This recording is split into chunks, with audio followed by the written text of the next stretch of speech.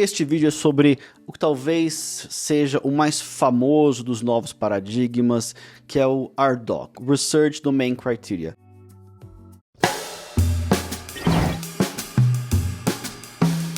O RDoC é uma organização da psicopatologia e dos métodos de neurociência de maneira alinhada um com o outro para formar um arcabouço para a pesquisa.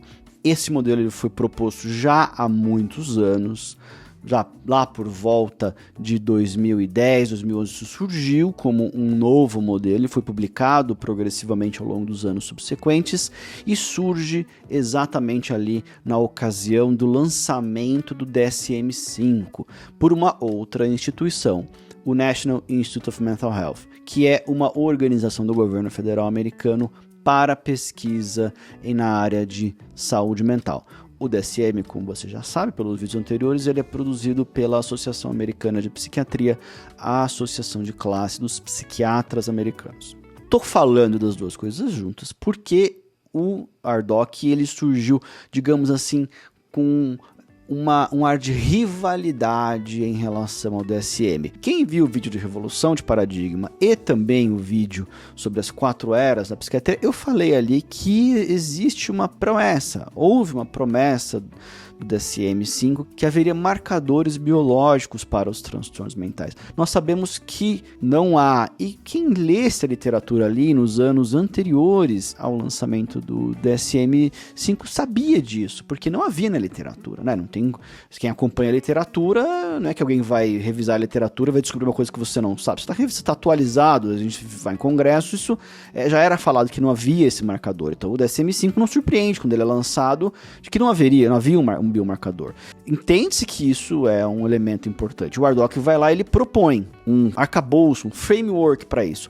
Mas, para essa finalidade, ele muda o paradigma da psicopatologia. E é por isso que eu estou fazendo um vídeo sobre pesquisa e neurociência, porque esse modelo novo, ele mostra a psicopatologia de uma maneira diferente da classificação do DSM e da classificação do CID. E a mudança, ela é uma mudança para um modelo dimensional, porque a gente sabe que a psicopatologia tem uma expressão dimensional, e a ideia é justamente essa. Uma organização da psicopatologia que é incoerente com a natureza da psicopatologia tem uma chance muito menor de trazer para nós um entendimento da neurobiologia subjacente aos transtornos mentais. A gente não vai entender o substrato neurobiológico das apresentações psicopatológicas se a gente não tiver uma organização dessa psicopatologia que seja uma organização coerente com a natureza, coerente com a realidade.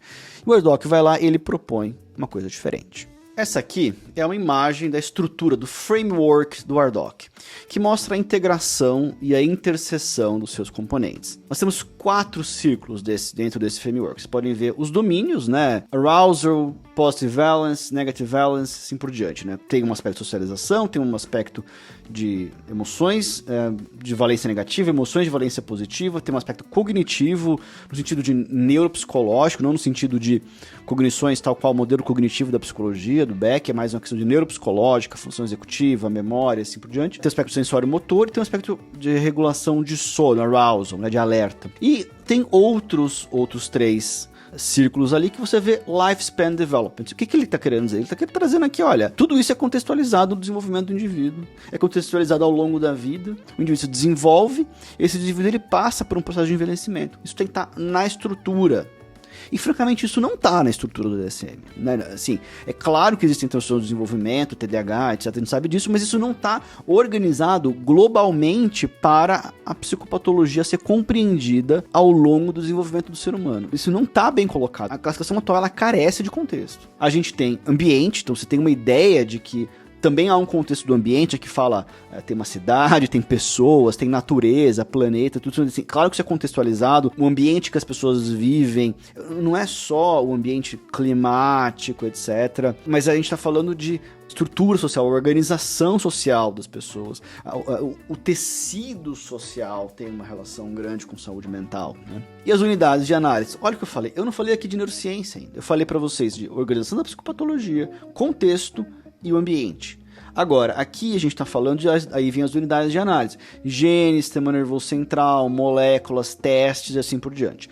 Aqui o que ele tá juntando esses 4 grandes círculos, que fazem parte do framework do ARDoc, para que a gente possa compreender melhor as apresentações da psicopatologia. Questão: o ARDoc ele não é um modelo operacional da psicopatologia para uso clínico. Ele não precisa ser. Então, quando as pessoas entendem, o ARDoc vai substituir o DSM, ele não vai substituir o DSM, porque ele não é um modelo clínico. A gente sempre vai precisar de um modelo clínico. O ARDoc ele é um arcabouço para o estudo das neurociências. Esse arcabouço parte da premissa que a gente precisa de uma organização da psicopatologia que seja coerente com a natureza. E aqui é. Agora, a gente vai precisar naturalmente... Então, quando eu falo da transição de paradigma no vídeo de Revolução Kuhniana, eu não estou dizendo que a gente vai poder ir para o ARDoc. Eu estou dizendo que a gente precisaria de um modelo clínico. Aí a pergunta mas no vídeo do modelo dos 5 fatores, eu falei que é o modelo dos 5 fatores que eu penso, que é o hub central para um novo paradigma. A gente vai ter que fazer a pergunta se esse modelo da psicopatologia do ARDoc é compatível com o modelo dos 5 fatores. E eu diria que sim, porque aqui a gente enxerga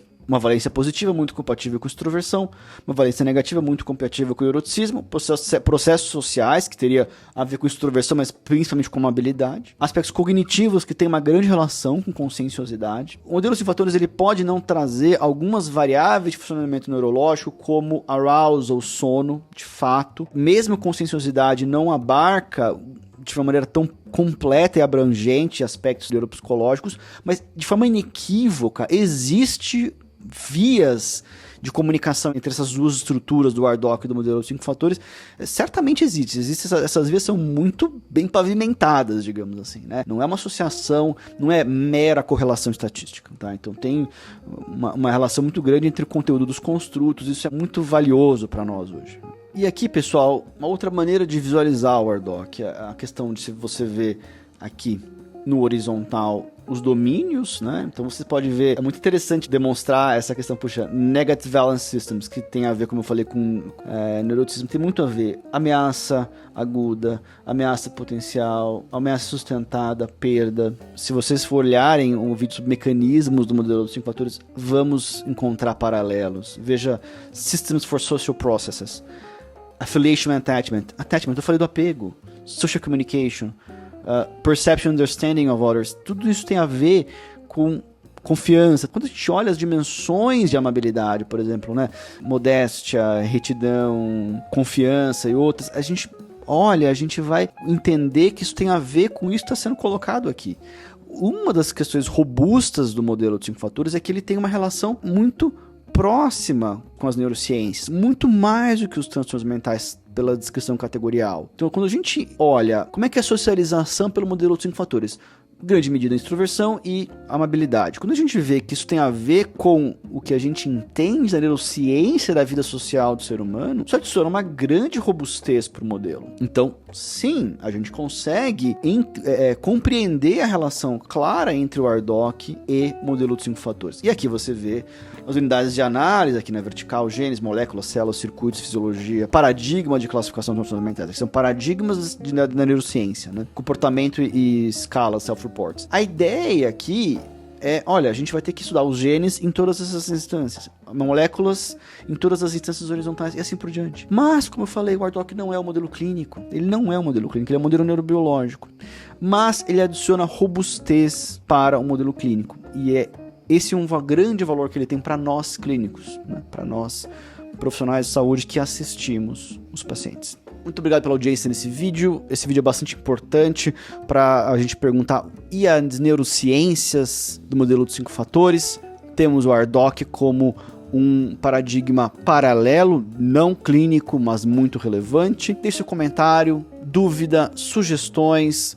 Assine aqui o subscribe do canal, inscreva-se no canal para você não perder os vídeos que eu posto toda semana. Eu também tenho um podcast, Papo de Psiquiatra, podcast Muito Além da Psiquiatria, e até a próxima.